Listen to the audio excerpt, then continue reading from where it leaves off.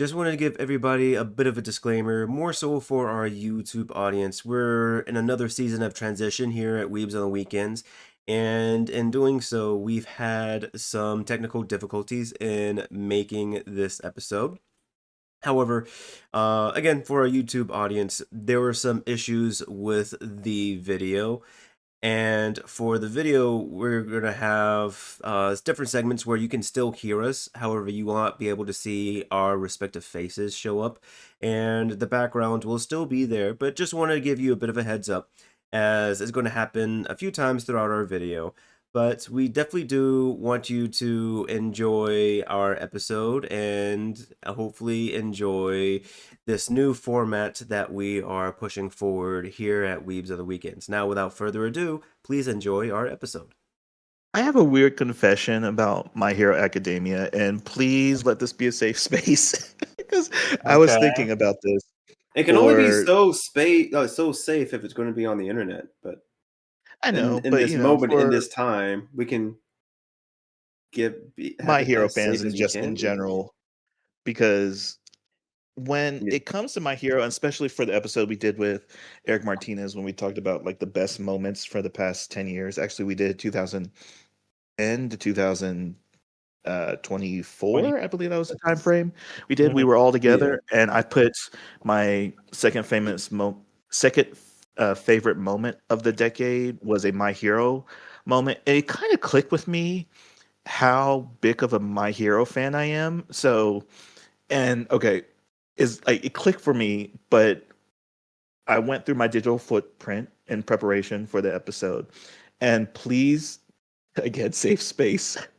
Let me just run you the list of everything I've done as a fan of the series because it is ridiculous. So, over the past 10 years, in 2018, I ran a fan page on Facebook for over 2 years as a moderator or creator moderator, and it had up to 15,000 by the time I exited as a moderator and kind of handed it off because I was like, hey, I'm a professional now. I can't be moderating the Facebook pages about anime. After that, I wrote my first fan fiction ever. And okay, you're going to hear a lot of first, but I wrote my first fan fiction ever. Who was it about? Villain Deku. I remember that. It was just like a AU universe where, Deku becomes a villain instead. And then I wrote multiple ones after that. Oh, wait. Okay, so it wasn't a spicy one. Okay, got it. No. Those came later? No spicy ones. Again, they're kids. Not to be a bad. He was being very wholesome, Alonzo. Look, let the man finish his wholesomeness. I thought maybe he time skipped or something. Okay. No, it's fine. Oh, I mean that's fair. A lot of people do that, but I mean we'll get to that problem with the My Hero fandom later on. But okay, after that, I had my first paid commission artwork for my Villain Deku AU story. So it's the first time as an anime fan I actually bought artwork that was commissioned. Alongside fan fiction, I was in this like creative flow. I also created my first ever OC. Sorry, I'm just laughing so much because it's just the idea like I didn't know how much I liked My Hero until last year. But made my first OC original character with a quirk. And I was like, did this whole self-insert thing. It's like, okay, how is this character going to interact with these other characters? After that, when My Hero manga ended, I was in the camp of, this ending could have been better, and then wrote a 1,000-word rewrite of the final chapter. Oh my goodness. And after that, I also made a pitch deck for a live action adaptation of My Hero. Okay. And this was before the One Piece adaptation was announced by Netflix. So my thinking at the time was like, hey, this could be like Netflix's entry into the anime space of live action. So it was actually a really good pitch deck, and I'm actually kind of proud of it. and most Okay. recently, Oh, I have so many yeah, questions. yeah. Go on. Sorry. I know. Okay, we'll get to the end. But and the last thing I want to mention is that last year I went to Japan to get the final art book by Hirokoshi. And then this man releases some of the best artwork he has ever done since the series started after he released the final art book. So I'm kind of messed up about it because man, I have other pieces Why to you gotta do collect. him like that? But Yeah.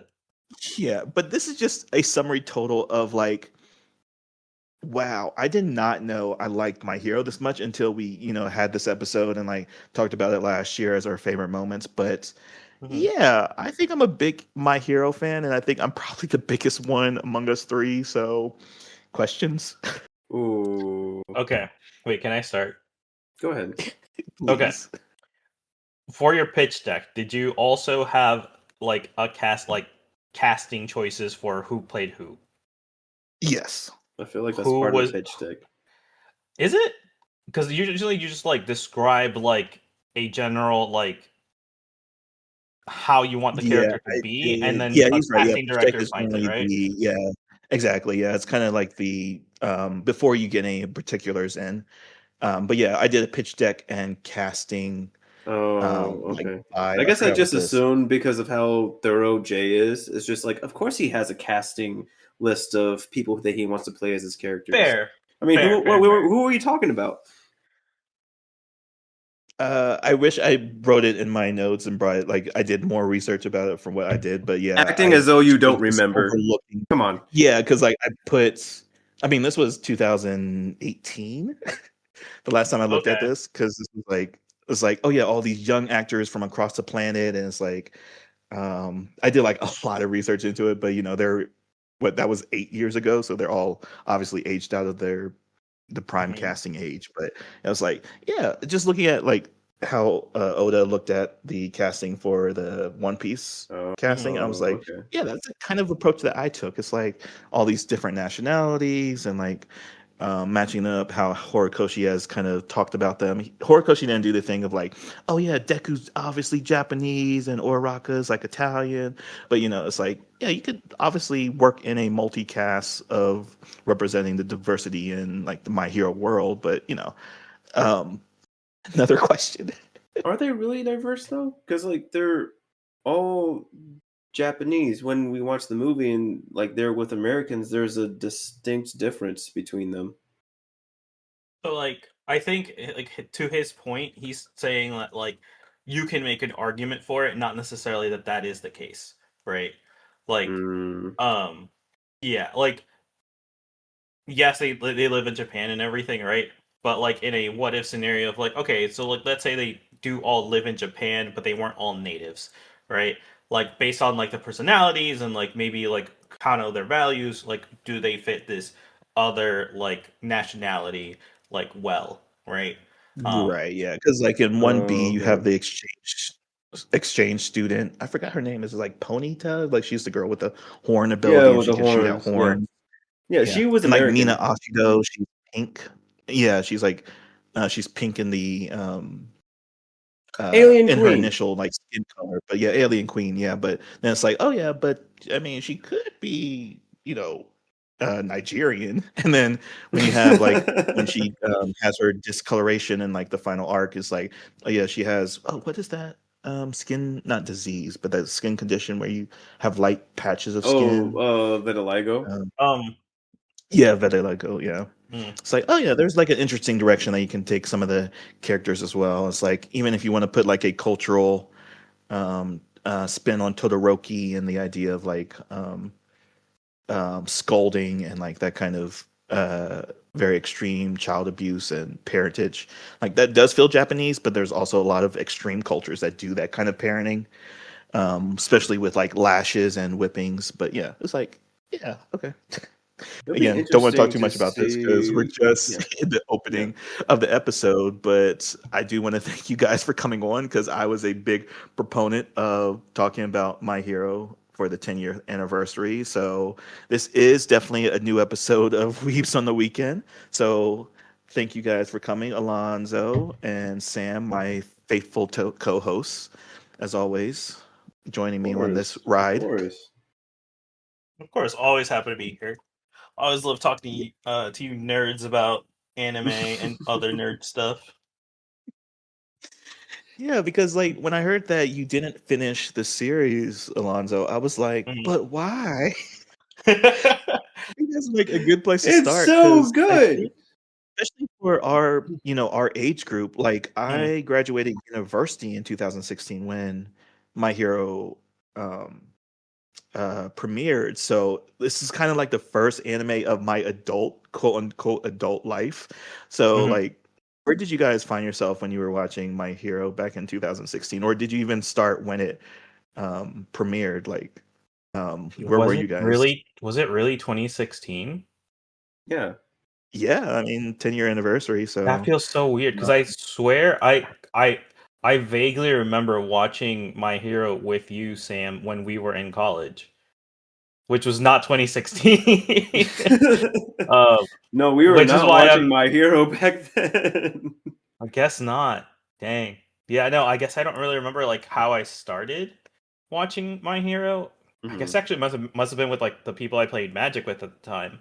If it was 2016, because yeah, that's crazy. Which actually would have been first people from Mercer as well, actually. Now that I think about it. But Mhm. no, I think 2016. I was 2 years before I ended up moving to Portland. So I was I think I was a very transitory stage of my life for sure. Um, I think I just like finally like fully dropped out of college at that point and I think was in a like downward spiral, and it kind of helped me come back, like cuz like the one thing, and I think this might be why I ended up falling off of like the later seasons of My Hero. The thing that the early seasons do really well is the whole like you don't have to be special to be good, right? You don't have to be special to be like great, right? You Mhm. too can be a hero, so to speak, right? Like you don't have to like have all these things to still be successful. You can do it in other ways. And having that kind of message kind of helped me pick myself back up again and like start again and not just like fall into like deep depression, right? So I think like all of that was like really good in the early stages of My Hero, and then moved to being very serious about like the villains and everything, and it just started getting too heavy for me in terms of like the gravitas of everything, and it stopped feeling like the like well it's weird to say, but it stopped feeling like a shonen, right? It Oh. like early My Hero felt a lot like a shonen because it was like, oh, good, triumphing over evil and like constantly doing this, and it felt more real to where it's like, oh, the bad guys kind of have a point, right? Mhm. And it started feeling a lot less just pure shonen. And I think at the time I was just looking for something very like Something optimistic, so to lighter. speak. Yeah. Yeah, absolutely, right. And I think that's why I fell off of it. To like answer that question, like why didn't I finish? It's like it just got too real, right? It got a little too real, for me, I guess. But I mean, I heard it ended well overall, like, and I've heard stuff about it that I'm like, I might go back and finish it because I did when I say dropped off, I think I only missed the last 2 seasons of it, so Mhm. it's not like that much. I don't think. yeah, that's completely fair, and I think that's a valid criticism because it does get into like the weeds of like social dynamics and psychology of society at large, and it Mhm. even goes in a little bit to more like the Japanese mindset of like not to break from the crowd almost. It's like this idea of following the herd mentality of like what works is whatever is the majority rule is what's quote unquote good. So if you break from that, there is like nothing we can do about it and you shouldn't like that's not like the essence of being a hero Mhm. of like reaching out to help others. It's like, yeah, we help those that we can reach almost, but it's like Mhm. those that are outside our reach. Maybe I'm like, okay. Sorry, I'm gonna go into my deep nerd push-up glasses mode, but I do see that as a complaint because you get into the overhaul arc, which is like, oh yeah, we're experimenting on children, and we're talking about human trafficking, and we're talking about like these really deep social economical issues with Japan's culture and how that would be exasperated by superpowers, and then you get into like the My Villain Academia, which is like I probably think is probably the season that you're probably talking about, is when they start focusing on the villains and their backstories, and it's like, oh yeah, these guys are just the outcasts of society, but that's what society can be sometimes. It's like, oh yeah, there are marginalized groups, there are people that are getting ignored by like this the hierarchy of society to make it work. So there are like dregs of society. But again, not to take this into a deep conversation, but Sam, how about you? Where Yeah, were no, you no, back no. in Like, 2016? I wanted to respond. I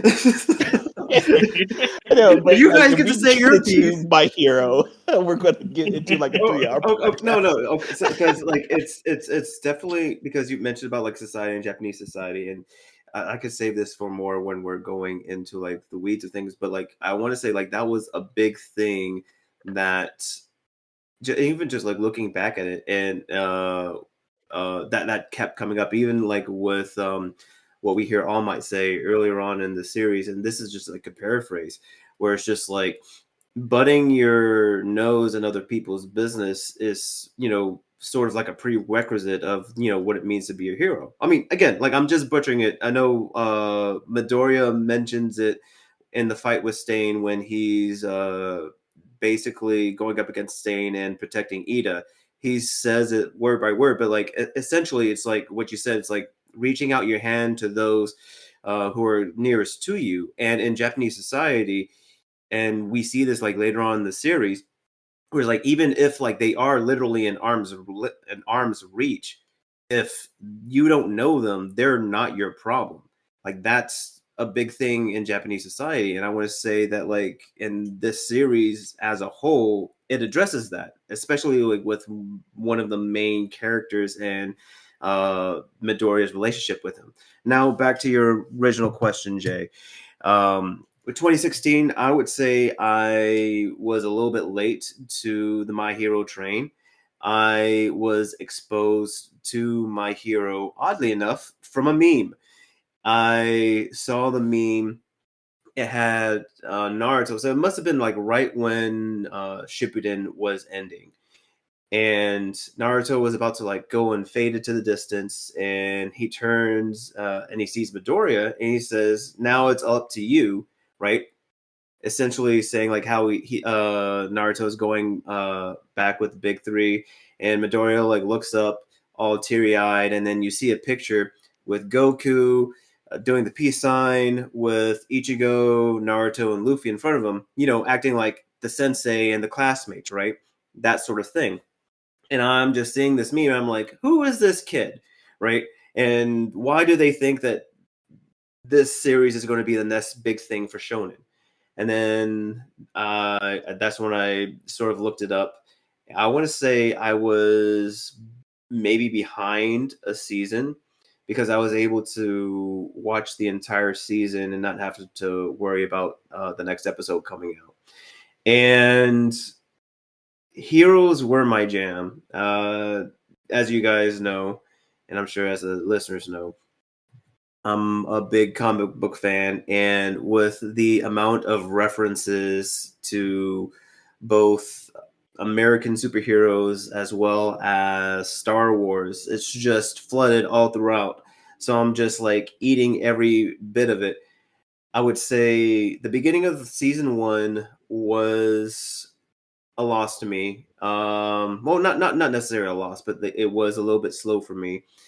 I did recognize that the scene with Midoriya and All Might in the beginning, it meant something, but for some reason, like it didn't really hit me as to why it was.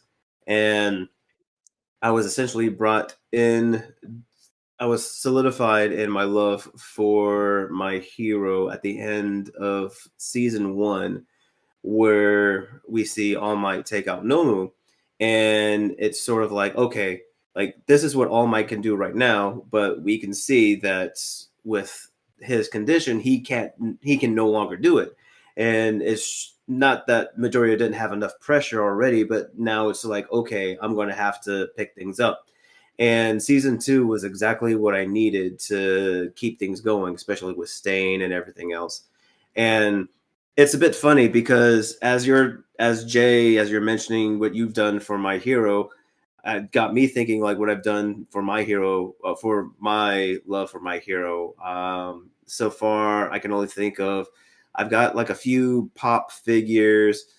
I've got some workout shirts, and I would say like I got not necessarily like a commissioned art like you did, but I was out with Alonzo and my sister last weekend, and we ran into an artist, almost like an artist alley during a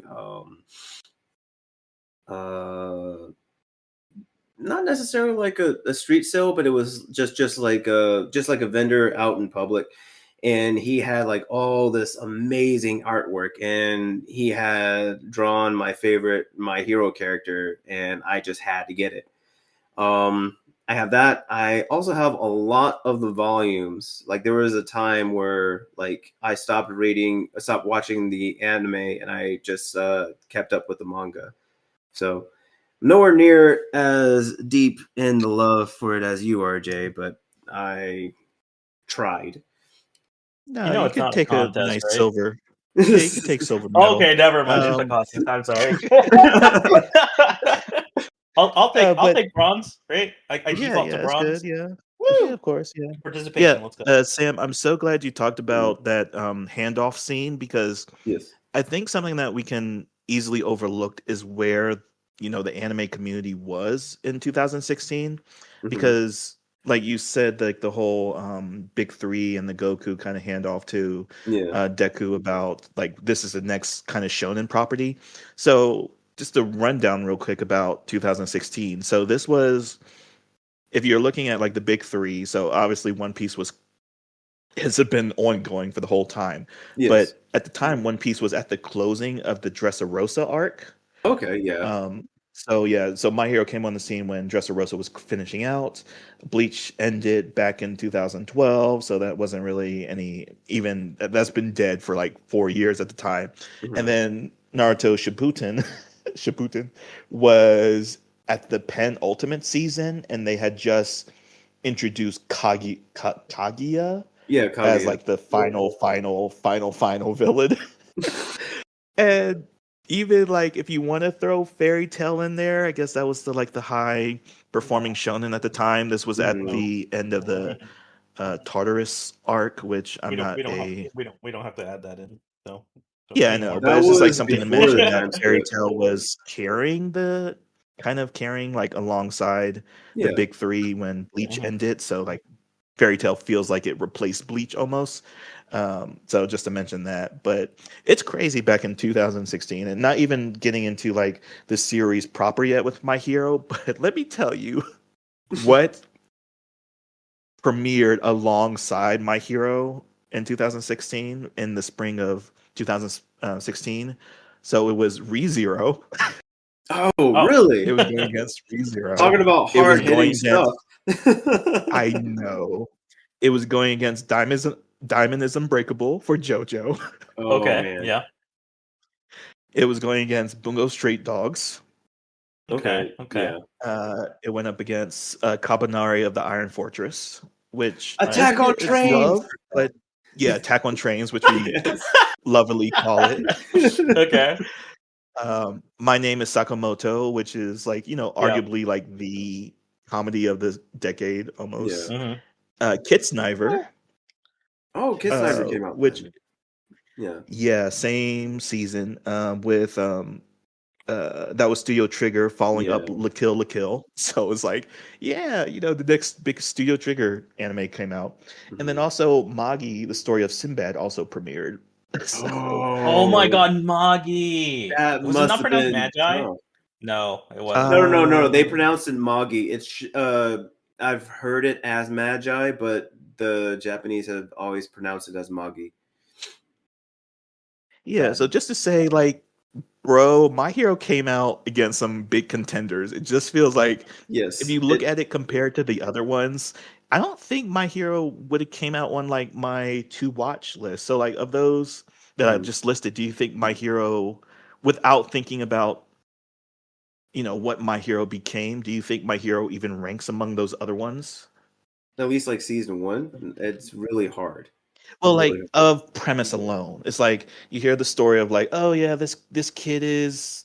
I forgot how even they. I don't know if they even explain that Deku gets a quirk in the premise of the show, but like I don't world of think they do. superheroes, Yeah. everyone's born with a quirk.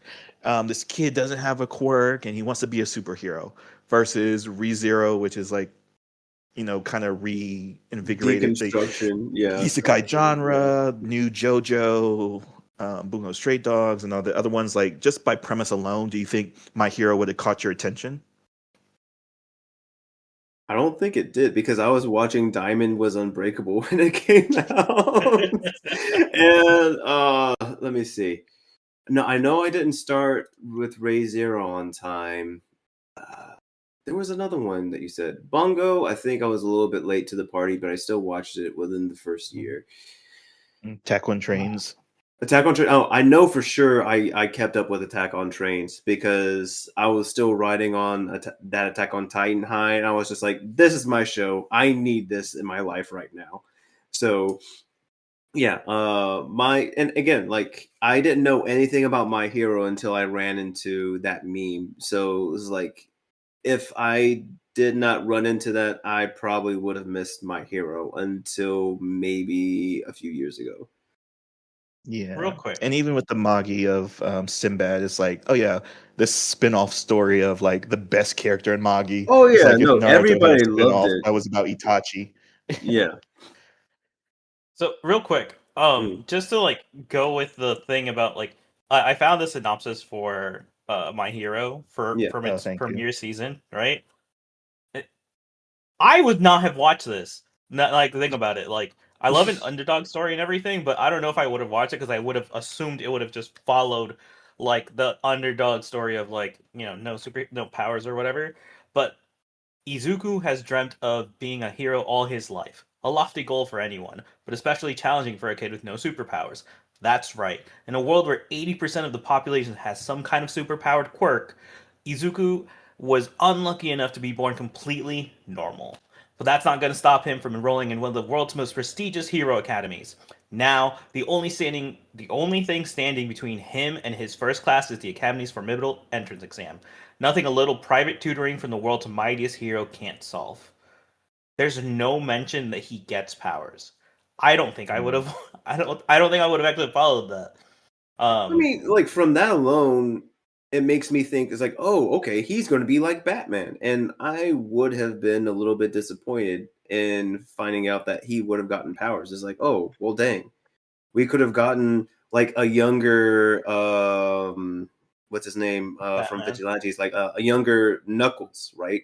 I think is either Knuckles or Knuckle Duster from Vigilantes. Yeah. Yeah, I where mean, it's like, like yeah. I think I would have read that and assumed it was a comedy or like a gag manga kind of thing, Oh, right? okay. So it's Yeah. like, oh, how's he gonna like make his way through this thing, right? Mhm. Like in a because I mean it's even labeled a comedy. I'm looking at this right now. It's labeled a Oh, comedy, no. right? It has Like comedy as a tag. yeah, so it's action Mm. comedy school and superpower. I'm like, oh, that's just probably like a gag manga of some sort of thing. I'd probably pass on it until someone like recommended it, right? Like realistically, but like off of that alone, I don't think I would have watched it.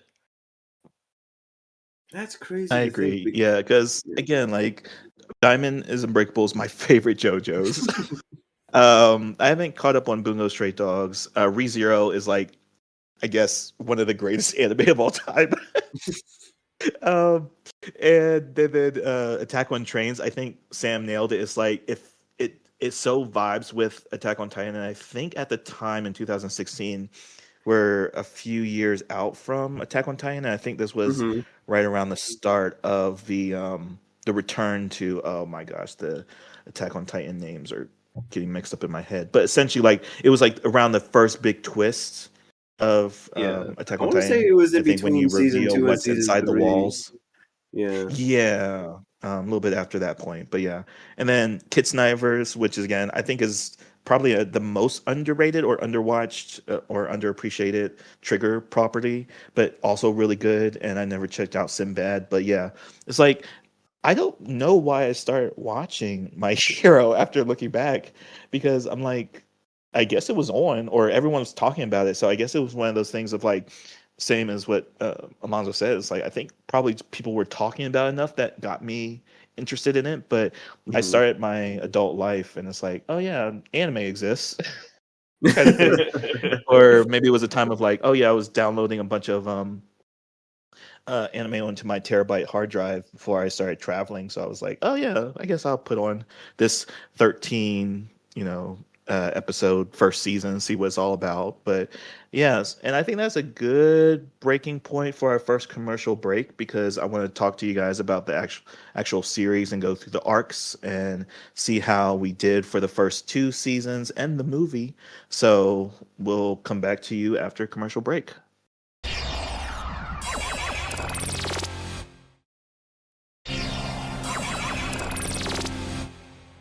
We're back from commercial break. Thank you. I don't know. I didn't watch the commercial breaks. But anyways, so My Hero Academia, again, we are a podcast that talks about the 10-year anniversary of animes or other anniversaries and kind of give our overall perspectives about how the series holds up and our overall thoughts, and even a examination into maybe either some deep context, contextual or otherwise.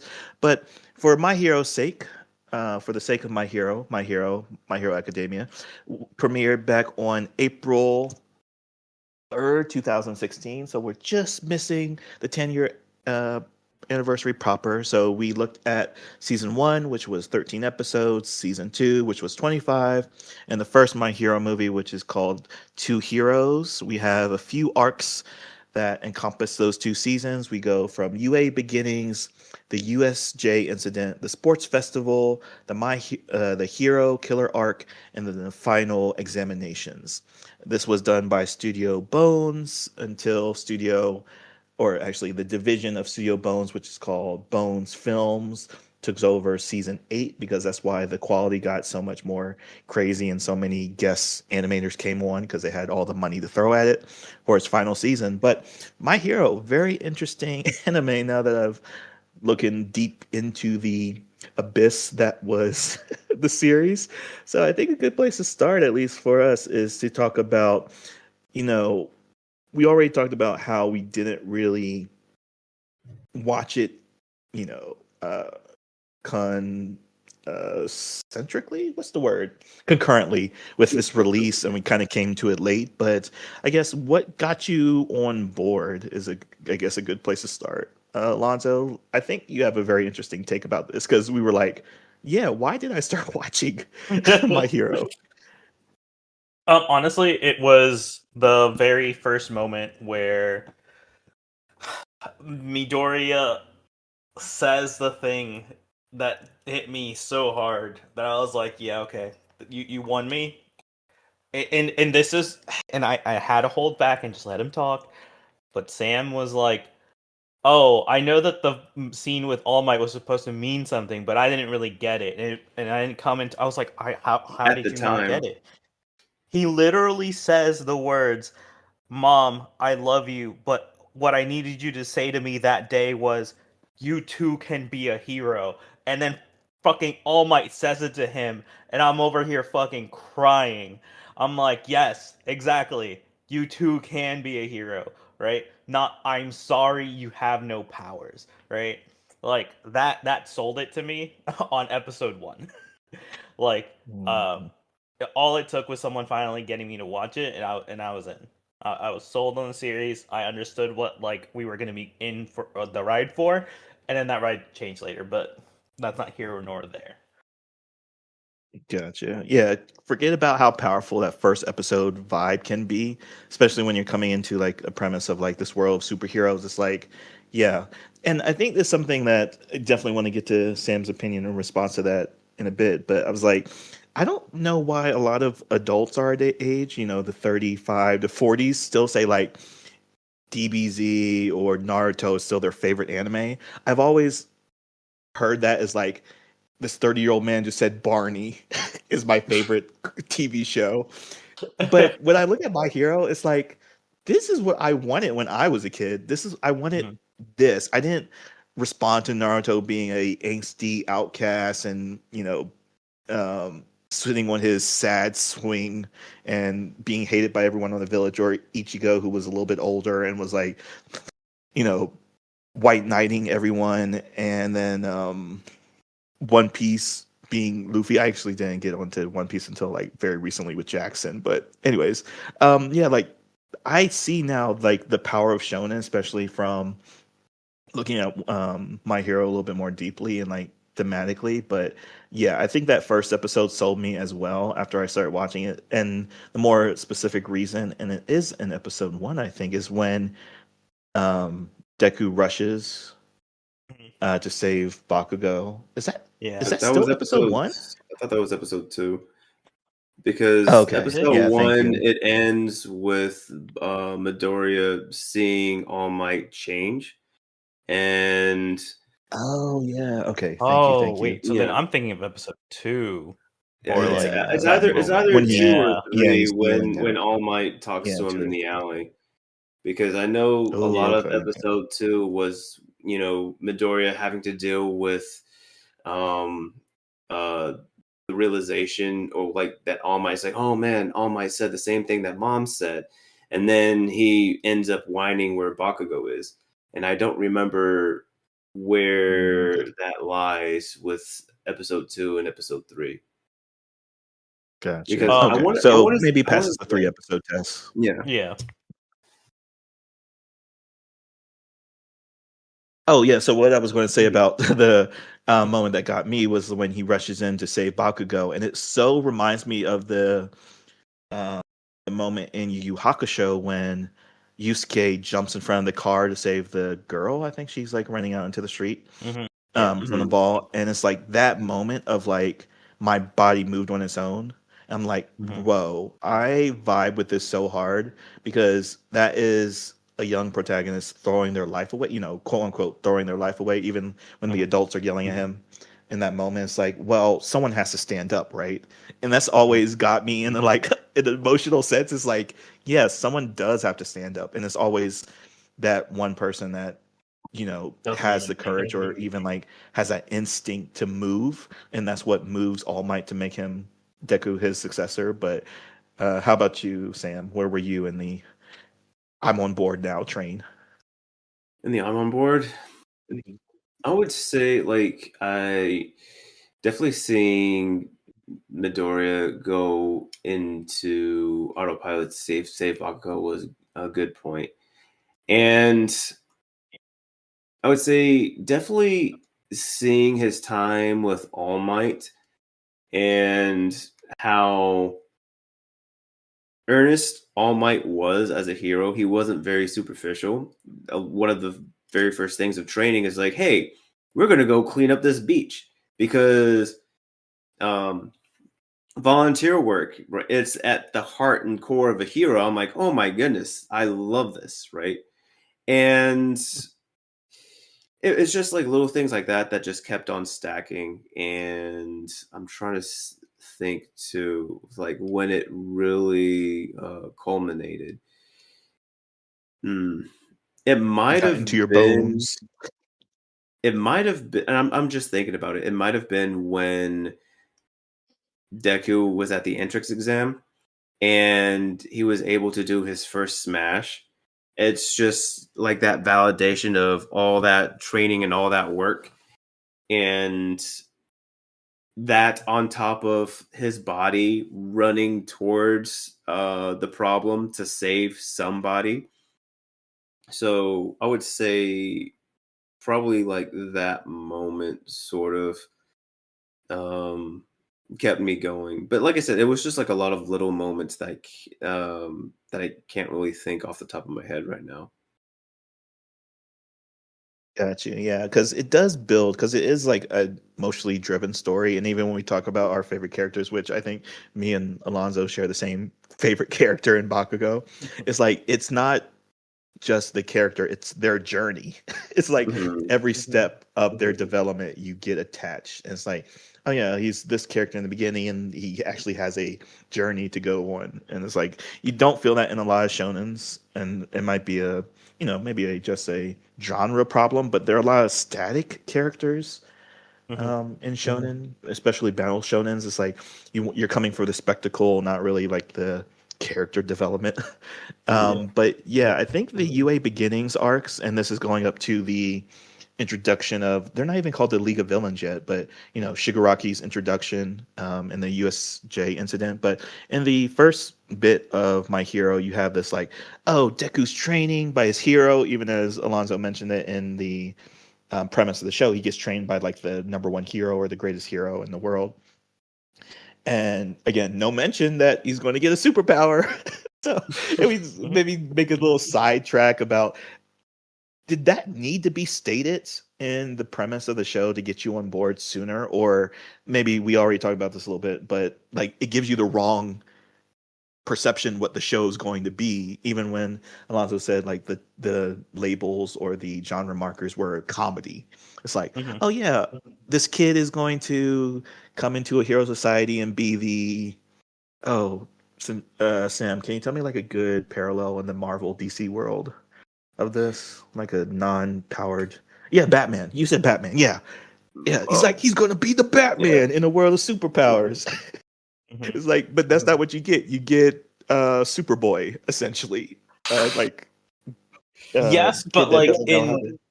in a really like different way, right? Because it's someone who earns the mantle, so to speak, right? Like I by guess. virtue of being himself, because because like it's not like he knew this was a possibility. No one in this world knows this is even possible, right? And to have just been at the right place at the right time and make it to where just for you being you, like, you know what? You have what it takes, kid. We're gonna give you a shot, right? Like that's it's literally someone who's going to appreciate it more than the people who are born with it, right? And I Mhm. think that's what's enthralling about it, especially not knowing it's going to happen. So I actually don't think it should be stated in the like description. It just so happens that like at the time I just missed me because of it, right? Yeah. And it even plays out that way because like after the little training arc in like the beach scene, there's no point up till there does All Might say, hey kid, I'm going to give you my quirk. I don't Hmm. think like maybe we're I mean, I don't know if people are like remembering that right, or even I misremember it, but like there was no moment up until he pulls out his hair does there's an understanding that this is going to give you a quirk. Yeah. And then it's like wonderful to think about that. It's like, yeah, Deku's just training because he thinks his number one hero believes in him, and that all this physical training is going to get him ready for the exam. And even as he's being quirkless, like he has a chance of passing the entry exam for this superpower high school. And that is amazing to think about. It's like he went into it saying, like, oh yeah, I'm just doing this because a hero wants to train me. I'm going to be trained to be a hero, quirkless or not, Mm. or quirkless disregardless or regardless. So again, that just plays more into Deku's character as well. So yeah, I think that's like, to pounce on what Sam was saying, is like these small moments build towards a understanding of what gets you on board. Even with like the UA beginnings arc, like we haven't even gotten into the school yet, but even when he comes to face with his bully Bakugo in like a actual setting that could get him killed, he still doesn't, you know, run away. He like faces it head on and uses his limited skill set to get over that. So, anything before we get into actually him passing the UA exam? Because that's one of your big moments, Sam, is that he does the smash in the entrance exam. I would say because you made me think it's like what would be a good comparison to some of the um, heroes on the American side of things. And Hmm. the heroes that came to mind were probably Green Lantern, Blue Beetle. I was trying to think of like a Marvel equivalent. Maybe what's his name? His suit is in my face. He was with the Nova, right? Because these are all Oh, people who Nova, yeah, with the helmet, were yeah. yeah, these are all people who were normal and were essentially chosen by who they were. I don't remember exactly how Jaime got the Blue Beetle, but like he knows what it's like to be powerless, and then given this immense power, right? And I would say probably like with the Green Lanterns, especially with the trailer that we got for Lanterns, right? How you have to have training to essentially make this power your own. So though that comparison was those comparisons sort of came to my mind um, at the time, and that's all I could really add before moving forward. I'm sorry, I was just focusing on that. I'm like, oh my goodness, what heroes would work? So Yeah, I think those are good equivalents mhm, because it's the your character speaks for itself kind of power. Like the mhm. universe gives you the power because of who you are rather than being destined. It's like, yeah, like again, not to bash Naruto, and I'm not going to bash anything about Kishimoto's writing, but it's like, yeah, like he's the guy. I mean, he gets like like sure he gets like ostracized by the village, but he's also like he has like the blood of Uchiha, not Uchiha, but he has the blood of Uzumaki. Uzumaki and Minato's. Minato doesn't really have a family line, but like again, like you get inherited abilities from your parents or chakra lines from your parents. And it's like, yeah, you were destined to be great. It's just like the direction you took to get there was like your own choice and freedom and choice and blah blah blah. But anyways, all right, yeah. So the entry exam is definitely a good getting on point after the initial 3 episode test, and then after that you have the I forgot how they actually word it in the manga, but it's basically the team evaluation or the quirk evaluation tests. It's like Mhm. you get introduced to the full cast of Class 1A, you get paired up, or Raka and Deku get teamed up. And then we can talk about some of the other pairs. But during that next section of the beginnings arc, did you have like a favorite team, or did you have like an inkling of good dynamic works, or like these are going to be the favorites of the group? But how did you like I guess, the first event of being a UA student for uh, Deku going? I would say it was just because of like Ida and Uraraka. Like those were really the only characters that we knew or that we could really recognize, along with Bakugo Mhm. going in for the exam. But with this exam group, we didn't know. Well, we didn't see Bakugo. He was out with another group, so the only ones that we could recognize were Ida and Uraraka. So, if anything, it seemed like Uraraka may be more amicable towards Deku, and with Ida just being a jerk to him in the beginning, it was like, oh, okay, Midoriya has not one but two bullies now, right? And again, this is like before we really know anybody in the group, and it's and then So this was. I'm are sorry, we still yeah, talking about the entrance exam part? Like where they have to beat yeah, up the robots? Is yeah. that what we're talking about? Oh, sorry, I Or at moved least on that's what to I the thought. Okay, never mind. after we passed into after the One Punch, we finish the entry exam, and then we get into the school, and then we get an Oh, introduction to all the Class okay, 1A, and then they You're have their talking okay. first about test. Never mind. Yeah. like where Okay, we with first like Aizawa, yeah, those tests, right? um yeah, I think Yes, that's what you're my bad. referring to, right? Okay. Where they Yeah, like my bad. test out like Yeah. the strength of their Yeah, quirks and yeah, everything, the right? quirk. So he Yeah. knows So like when we start how getting to to see the go Class for. 1A and their quirks individually, Yeah, yeah. Mhm. yeah. Anyone Okay. that stuck out to you is like, oh yeah, this is going to be my favorite character, or they're cool, or like get a good sense of their character. Oh, that stuck out to me. Uh, I would say it was cool seeing Ida switch up from that jerk to being like, "Oh my goodness, you knew what the test was all about," and Midoriya's like, "No, I didn't."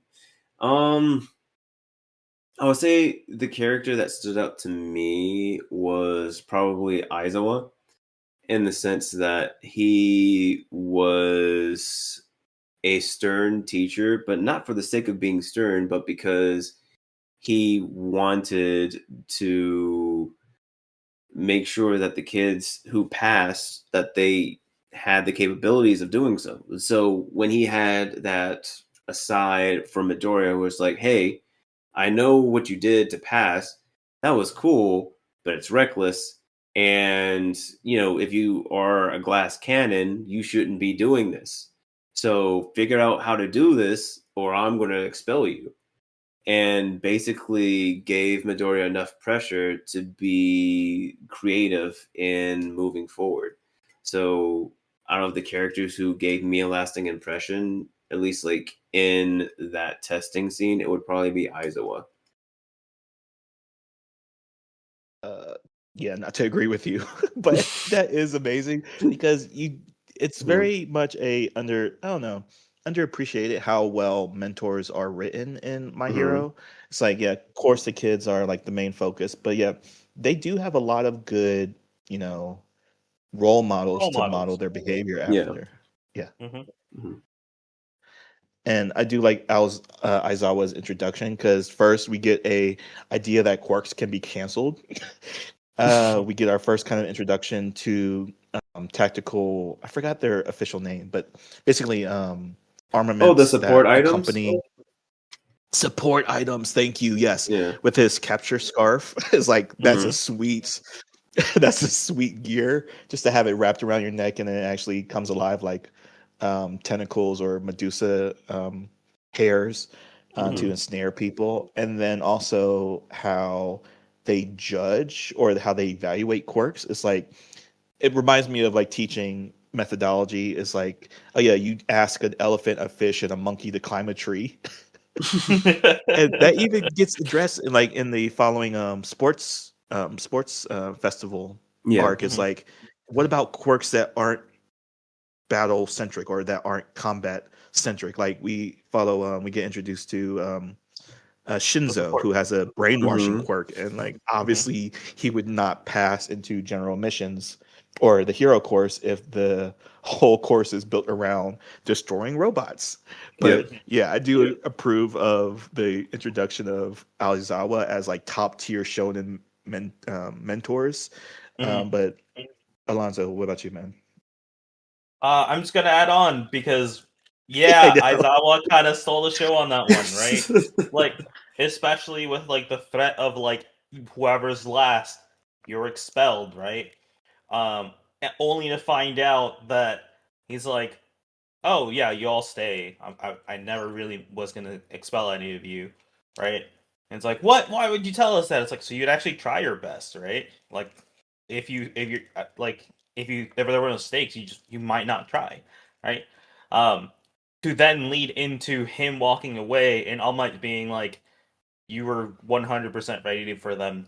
You were 100% ready to expel them because you expelled the entire like class last year, right? Which like solidified the, oh, he's not just talking shit, right? He's gonna back it up. If Mhm. Midoriya hadn't impressed him in that moment, he was gone, right? No matter what he says, he was gonna get rid of him. Mhm. Ultimately, right? If he didn't find some clever way of not becoming, a liability for everyone else. Yeah, that Mhm. is very much a hard like line to be drawn for your mentor because it does happen a lot in shonens. It's like, oh yeah, you have to rise to the occasion, but this definitely feels in the way of like real danger because now you're putting other people's lives in danger rather than just being like, yeah, ninjas and soul reapers and pirates.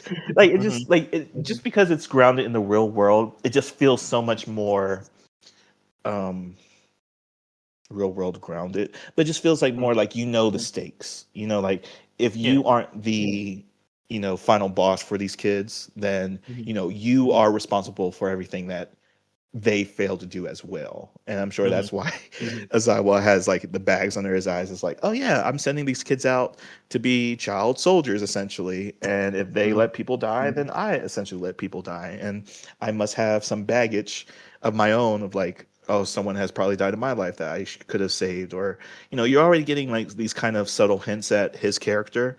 But yeah, I do much like his introduction. So moving it along because oh my gosh, so much to talk about. But I think the next big highlight that I want to talk to you guys about was the introduction of Shigaraki as a villain, because I cannot imagine that in the first season of like the other big shonens to introduce like the villain of the series, because like it's something that gets overlooked because in Naruto we don't see Orochimaru until halfway through the Chunin exams. We don't see Aizen until like what 2 or 3 seasons into Bleach. Same thing with One Piece. Like we can talk about Blackbeard being like the final boss, but he doesn't get introduced until Jaya, I think. Correct me if I'm wrong, One Piece guy. Yeah, you're right. But that's so far. That's after Skypiea, right? And that's Yeah. Oh so no, it's far. right. But yeah, It's right before Skypiea. It's right oh, before Skypiea. before Skypiea, thank you. Yeah. But yeah, to introduce your main villain, like your main final villain in like the first season is crazy. So I guess I would say, and we can go with um, Sam first, but how do you feel about the introduction of Shigaraki? I would say it was good because thinking back on it and watching it, like the writer for My Hero was putting down a lot of groundwork for where he wanted to go with the series, and I'm I have mixed feelings about Shigaraki because it was just like when he was introduced, he was so one dimensional, and that was the point. And like we learned to see like how he grows throughout the series, and it's like okay, I see what you're doing with this, and it's and even though like he is the main antagonist, like you still have like the dregs of uh, All for One, and like it's hinted at that there's somebody behind him, and they go into more of that in season 2, but like it's still pretty good. And I would say yeah, I would say like it was a good it was good to see like how he started, um and where they were going to go with this character. Yeah, because it's wild to say like Mm-hmm. My Hero is equally about Deku and Shigaraki, because it does feel like that, especially when you get into later seasons. I mean, even oh man, what season is it? But um, the season switches over to My Villain Academia, which I Oh think is yeah. brilliant. Mm-hmm. Yeah, it's Season like 5. season 5. Thank you. It's like yeah, like he's not a main character, but he is getting so much spotlight that you think like it is a not a duogonist. Oh my gosh, that word about the co-main lead. Dutagonist. Yeah. Oh my gosh. Anyways, but yeah, like he does get so much screen time that you're like, oh, he is a villain that has to be paid attention to. He's not even a villain. He is like a oh my gosh, I'm trying to think of like a good word because it doesn't really happen a lot in shonen. It's not you never really on the villain side in in shonen anime because you get where they're coming from. You're just never on their side. But Mm-hmm. Shigaraki does get to a point in his development that's like, oh, this is his idealized version of who he is as a persona. It's like, okay, Mm-hmm. I get that. Rather than just being a um, tantrum throwing kid at the very beginning, because like Yeah. Decay is such a wild quirk to have as a villain. It's like anything I touch turns to Brutal. dust versus a guy that can punch good. Mhm. So even as like antagonizing forces, those are like wildly to be contradictory of each other. But yeah, how did you feel, Alonzo, about him? Well, I think like to like elaborate on Sam's point, right? Mm-hmm. Like the way that they introduce Shigaraki is meant to make you scared of him, right? Mm-hmm. Like the very first thing he does is like let everyone else just run some chaos, let the goons do their job, and then he just watches. Right? He's not like yes, he's kind of a little like tantrum throwing kid from time to time, right? But he's so smart. He let them all like he let Aizawa fight a bunch of like his thugs, right? And then started counting how long each time like his hair went up when Aizawa was activating his power so he could actually fight him, right? So that once Aizawa was like worn down, he literally started counting that okay, I can use my power now, and decayed his shoulder, or was it his elbow or something, right? Yeah. To where Aizawa was like damaged, and he was about to freaking kill I can only remember her nickname right now. Oh, Soup. Froppy 13. Sue. Thank Oh, you. probably. Yeah. Yeah. And then we get the All Might coming in clutch at the last second, right? But like that's terrifying to introduce like in your first season, like you said, right? Mhm. Someone who can literally kill you by just touching you, right? That's terrifying. Not only that, he's smart, he's conniving. They've planned this all out just to kill All Might. But then he throws a tantrum like, game over. Guess we just quit. I'm like, what? Like Sam, you mentioned like he's one dimensional, and I'm like, this man's got layers. I don't like all the layers, but he's got layers, right? No, so I Like would say like he was like one dimensional like in that regard, right? Where it's just like even though like he planned and he was doing this, like as soon as like one little speed bump was in his plan, he just threw up and oh sorry, he threw his hands up and essentially rage quitted. sure, but that's not one dimensional. Yeah. That's just a kid throwing a tantrum, right? He's just Okay. like, Okay. I this guess is like like, that. Yeah.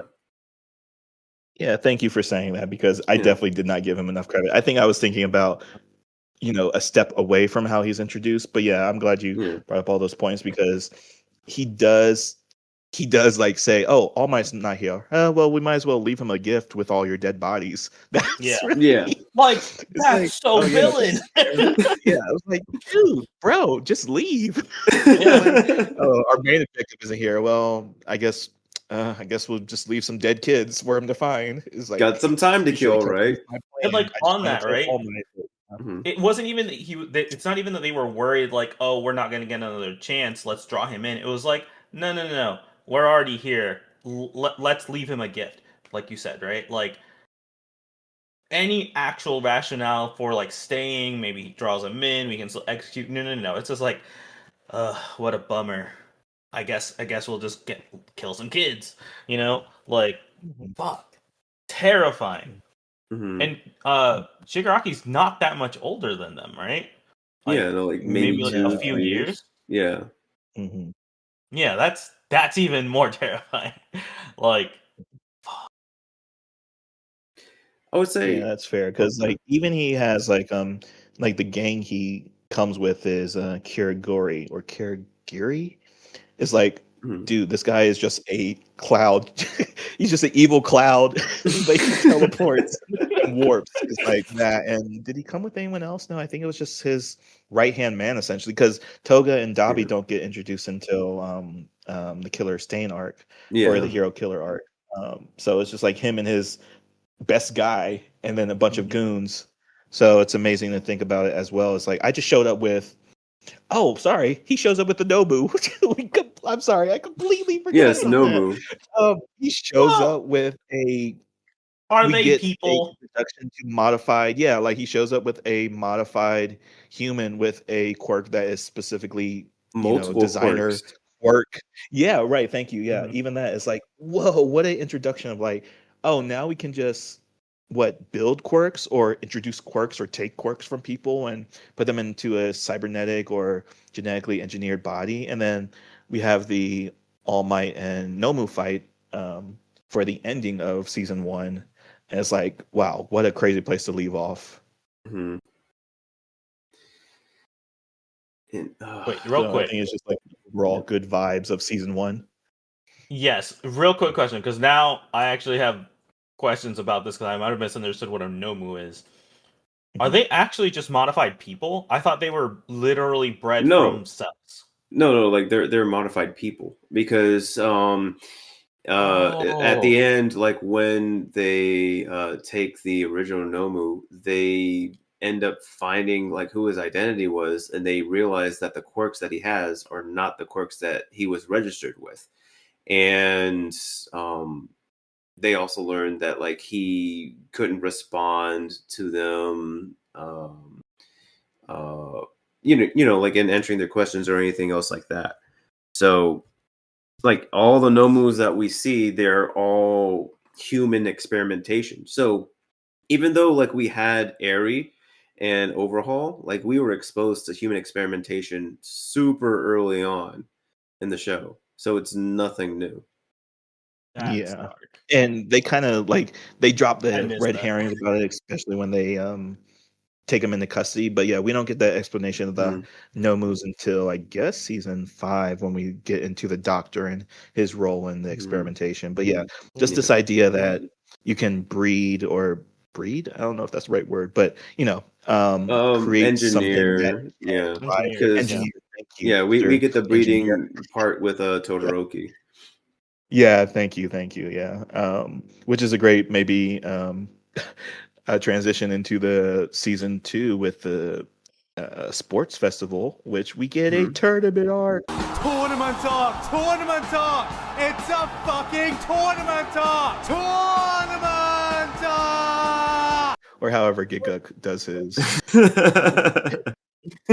however he said tournament arc. Tournament But yeah, art. yeah, but yeah, we get another really heavy introduction to another character that is a fan favorite with Todoroki.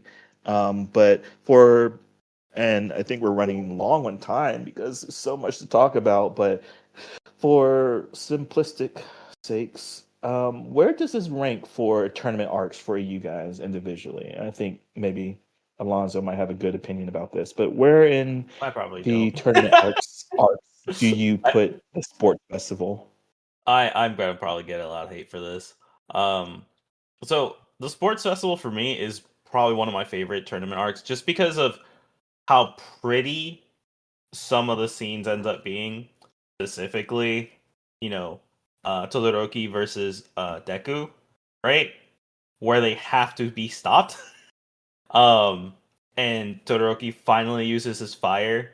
Um, has to be in my top 3 probably tournament arcs. Um, Hmm. cause I don't know, it's just so pretty. Like it's hard not to put up there. Cause I feel as though like people are gonna say stuff like Cell Games and Yu Yu Hakusho. Like Cell Games is fine, I guess.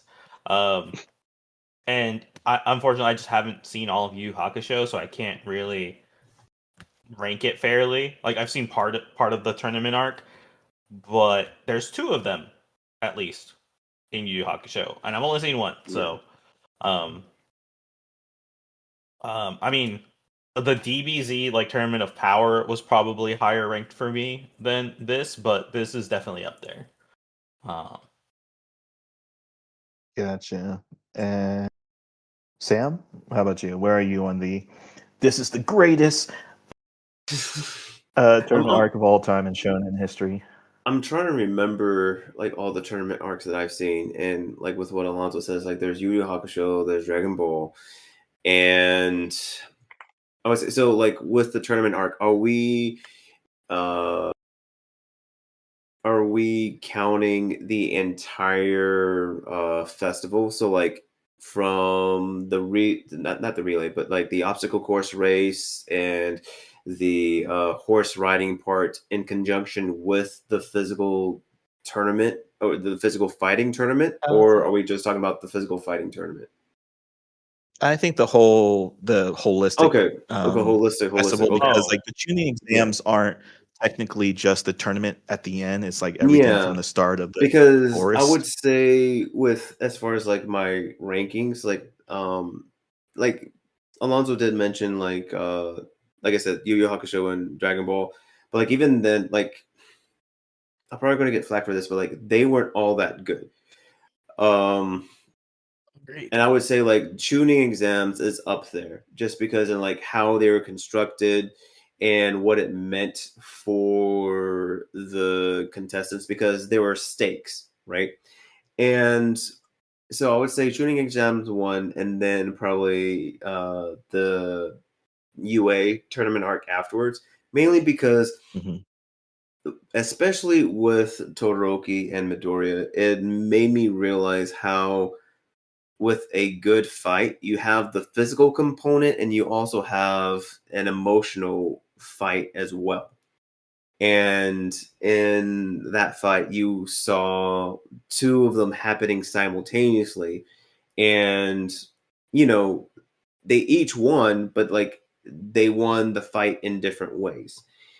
And that was very, very well done. I would say, too, that the way that the games at UA were how they were done very very well, and I completely forgot like how Deku had won the race and how it became an instant negative for him in the next race. It's like, okay, yeah, no, that's a good way. That's like that was a good setup for like making the tournament interesting, right? So it's like you're always on your toes. So like it anybody can come up from the bottom, that sort of thing. Whereas with Yu Yu Hakusho or Dragon Ball, it's like, okay, beat 'em up, guys. Whoever trained or yells the longest or loudest, or whoever the plot needs to win will win, and that sort of thing. And whereas before, you mentioned Shinzo, right? He won through using his quirk very, very cleverly in very clever ways.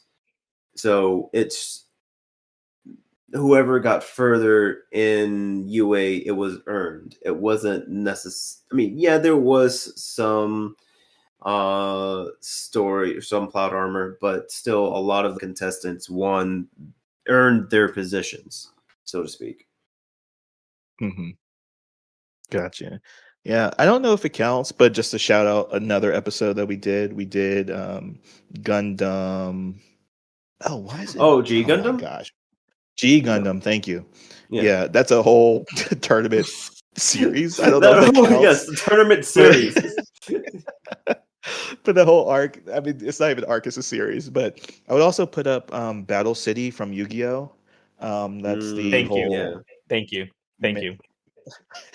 it's the whole Merrick and Egyptian God arc Yeah. for Yu-Gi-Oh! And I'm like, Yeah. that's peak arc that no one talks about because I don't think because it's another maybe series that is only about battles, so it's not maybe an arc, but I think it's an arc because it's specifically the Battle City arc. Battle City And tournament. then yeah, Battle City tournament. yeah, Battle City tournament, yeah. So like that specific tournament is up there for me. Gosh, so much to talk about with the sports festival, but I think you guys hit a bunch of the highlights. Um, I think just for fans' sake and for talking about the Uraraka versus Bakugo fight, I think that's probably the second most interesting fight Mhm. after the Todoroki and Deku fight because it is two quirks that are So mismatched. non-compatible. Because Yeah. because like hers is well, I mean she becomes a rescue hero essentially, and he's a combat capturing villain hero Mhm. essentially. So there were two types of heroes. Kind of get you the idea of like outsmarting your opponents, and even how the crowd responds to the fight actually is a commentary about the hero system in general. Mhm. And I like how that was also a moment of division with fans. It's like, yeah, he's beating up a girl. It's like, okay, why does it matter what her gender is? It's like back versus, well, they're heroes. They are going to be in dangerous situations. So it is on her to combat or to find a solution um through the battle essentially. But he should hold back.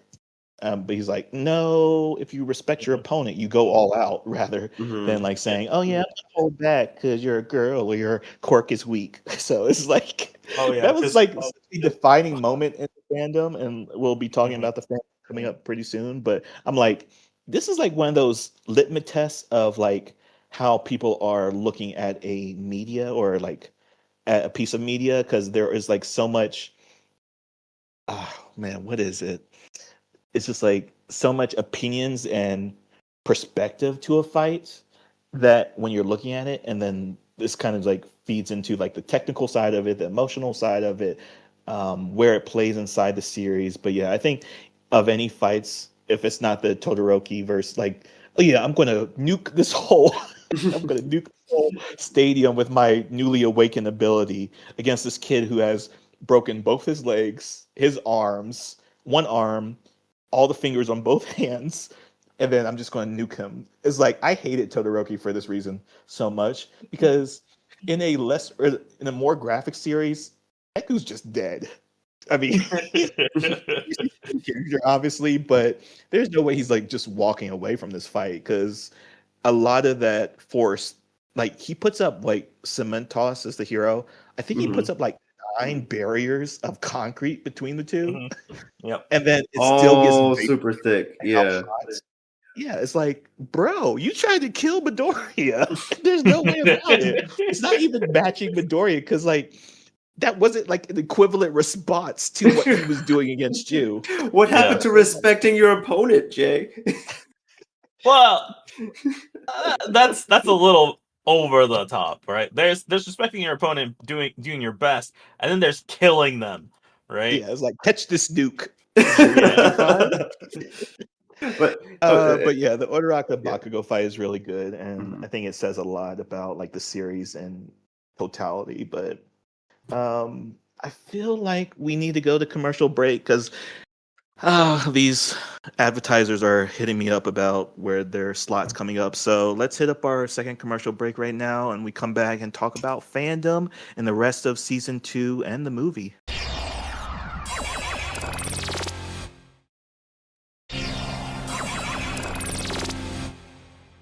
All right, we're back from our second commercial break.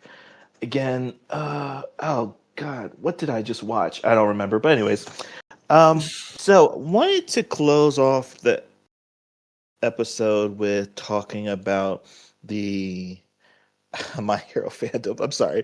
It makes me laugh because I think that's what the major barrier to me thinking I was a My Hero fan was for the longest time because talking about some of the most toxic people I've ever encountered with. And again, this was me coming from a moderator position from the fan page that I ran for 10,000 people plus. But I think before we get into that, we had a lot of bits of the season 2 and even the movie to talk about. But I guess I would say if you were going to pull a moment from the wait, how many arcs do we have left? We have the Stain Hero Killer arc. We have the final exams and then the movie itself. So if you were going to pick one movie to highlight, like this is the greatest of those three, what would you pull from? So give you guys a moment to think, but I would say, at least talking for myself, is the whole uh Midoriya punches Bakugo moment in the final exams. And Well, it's that such was a a good small moment. moment of this, but I think it does really start a dialogue between the two because that is the moment of like wake up for Bakugo and his like I even think one of those episodes is called Bakugo Katsuki Origins. Mhm. I think Um so. Yeah. yeah, because like My Hero does have this trend of saying origins and then rising. I Mhm. think almost all the characters get them, or at least the main ones. Like I think Midoriya, Bakugo, Todoroki, Doesn't Shigaraki Momo. get one or no? Togo, Shigaraki not Togo, Shigaraki, gets an maybe Origins. Dabi? Yeah. Yeah, maybe Dabi. And He maybe sort of Toga. I gets think one. Toga. Yeah, she could Toga definitely gets does. one. But yeah. So like the ones you care about. But yeah, I think of that moment, like that really stands out in my memory because that's the moment of like not acknowledgement of I need to work with this guy, but like I've gotten to the point where now we are actually it's tough to call them equals because it is I was born with this ability versus I've been given this ability. I'm still making it work for myself, and that's kind of like the whole thing Mhm. Midoriya had to deal with. But it's after the internship arc with the hero killer arc. It's like, oh, now I'm learning to weaponize this ability for myself to make use of it. And Mhm. then even when the final exam starts, like the showcase of, hey, what did you kids learn during your internship? And then you see that Midoriya can now like Spider-Man jump on walls and like Yes. parkour. It's like, oh yeah, this kid's good. This kid's got it. And then it shots Bakugo, and then you get to the final exams. It's like, okay, we're going against the number one hero in the world, and you still have this pride issue of working with me because you think you still have the superiority complex. That doesn't get flushed out until later on, but like this is like the first instance of like this really being a thing, even up a follow-up to in UA beginnings when Deku, what is that move? Suplexes? Over shoulder toss? What's that judo move? Oh yeah, like Um Flip. like we said, like yeah, he Yeah, just He just flips. flips. Yeah, flips flips. Bakugo. Yeah. Yeah, Yeah. essentially. Yeah, it's kind of like a full circle moment of like, hey, I'm gonna flip you, kind of to take advantage of the situation. Versus this is like, hey, by the way, I'm gonna punch you in the face Hmm. to wake you up, and then carry your limp body off because you're being stupid. Hmm. So I just like that moment really much. But Alonzo, do you have like a moment you can think of from the Hero Killer Final Exams first movie? Problem. Okay, it's dumb. It's really Mm-hmm. dumb. Right, and it's It's correct. not dumb unless Right. you say it is. No, it's very dumb. So I rewatched part of this with the dub rather than the sub, right? Mm-hmm. And it was like right after like Stain got apprehended, right? It was the fact that Stain knocked himself out, basically, so to speak, right? He overexerted Mm-hmm. himself, and that's how they won, not of their own volition and abilities, but because the villain literally just went like pushed himself too hard, right? Or farm too hard. Yes. Right. Um, and it's not in that moment, but it's in the quiet moment afterwards, right, where they're in the hospital. They, they've defeated the villain, Stained, and then they hit with not democracy, bureaucracy, right? Of like, you might be charged with a crime. It's like what? But we defended ourselves, right? Um, and it's like a very real moment of like, oh right, there's rules. They can't just be vigilantes. Shout out vigilantes. Mhm. So Are you it's gonna not that. mention what I think you're gonna mention? Yes, Okay. in the English dub, and I went back and double checked on what they said. Right, the guy who's delivering the message to them is a dude with a dog head, right? And Todoroki calls him a mutt. He goes, say that again, mutt. Right? And I'm like, he just called him a slur. That's a slur to a dog, is it not? Like, what? It was crazy. In like the sub, it just calls him you dog, right? Which he is a dog, so it's just like it's like you saying you person, kind of thing. But in English dub, he calls him a mutt, and I'm just flabbergasted. But ultimately, being like the dude takes it like, okay, I get you're mad. What we can do is, no one knows you were involved. Actual licensed heroes took care of it, and then nothing happens. Because honestly, I'm proud of y'all. And he does a little thumbs up, right? It was just a really interesting moment to like bring in the reality that like in every show and in just about any hero centric thing, right? Um, There's no licenses, there's no anything. People just see you as doing good and they think you're a good person, right? There's consequences to being the good guy in this, right? So you're not properly licensed, so to speak, right? And that was really interesting to me, especially like in it, like they're setting that basis for this world, right?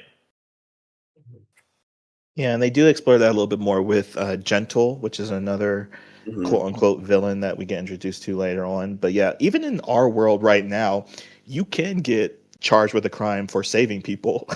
'Cause Yeah. it's like that's real. So yeah, it does hit upon that, and it's just funny because you mentioned that because that never registered with me in that moment. Because Mhm. probably I just watched it in the sub, so he just called him a dog. Mhm. But yeah, that's the police chief. That's Yeah. like the highest.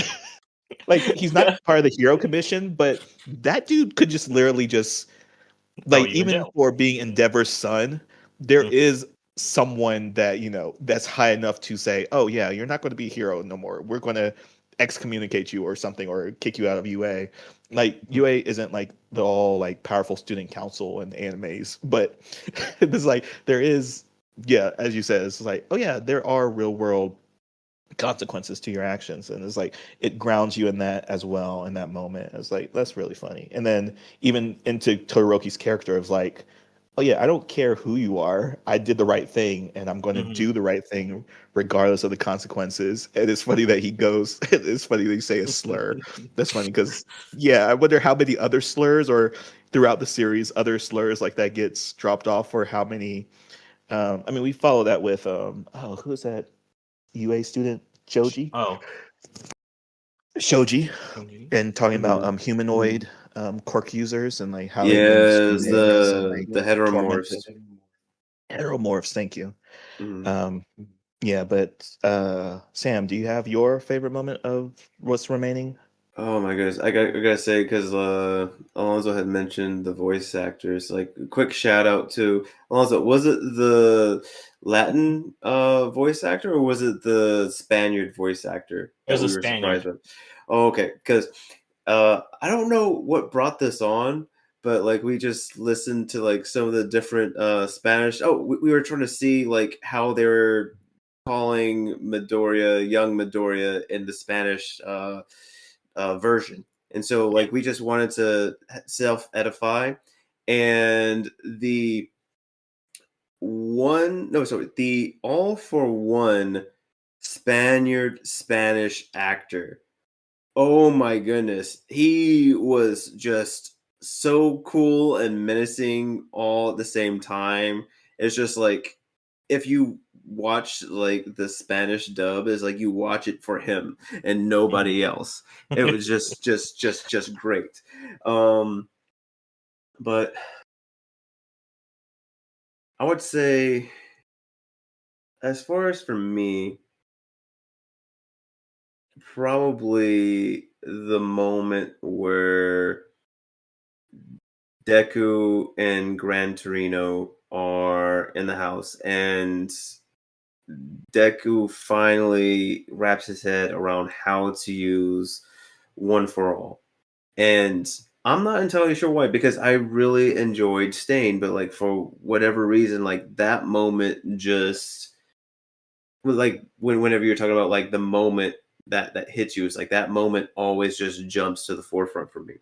I think it may be just because it's a culmination of all of Deku's efforts, and we're seeing his efforts begin to exponentially compound on each other. Whereas, like, we're going from basic strength training to using his quirk differently, and even before then, is like he's thinking about using it in different ways, right? Where he's like, okay, maybe if I activate it here and I try to activate it there, he's going along like proper ways of thinking, but he's just not there. And I guess it's just very, very satisfying because we've seen this kid literally break himself.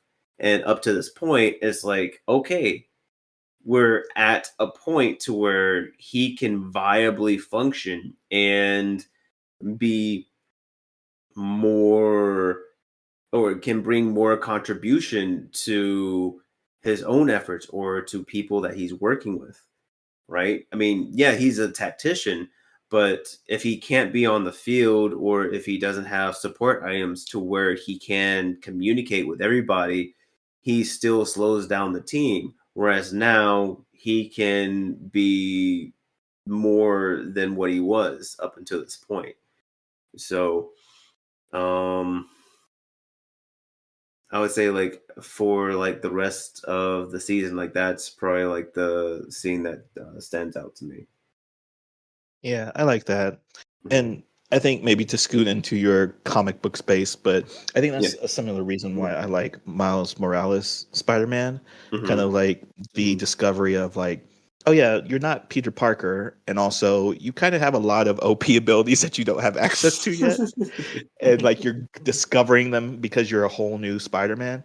And even like online with the fandom, like they're part of the sneaker gang. I forgot their Oh yeah, um Jordans. their group name. Jordan, yeah, Jordan Gang. Him, Mhm. those two, and Yuji Itadori from Yes. JJK as well. I love those three. But yeah, I think that's really great too because and then just to expound upon that, it's kind of like the growth of your main character, especially with Deku from season 1 to pulling refrigerators on the beach to where he is at the end of season 2, and like the whole Gran Torino thing is like that realization of like, oh, this is actually what the power is versus how I Mhm. thought it worked. It's Yeah. like really genius in the writing, but I liked all those moments. So I think that's a good closeout to feel good about my hero. So I want to talk really briefly and closingly and in like kind of a final means about why I was again to go full circle about why I didn't think I was a My Hero fan is because if the series is known for something, it's for its fandom. And I have a lot of academic opinions about this, but can I kind of get where you guys are with your knowledge about the My Hero fandom?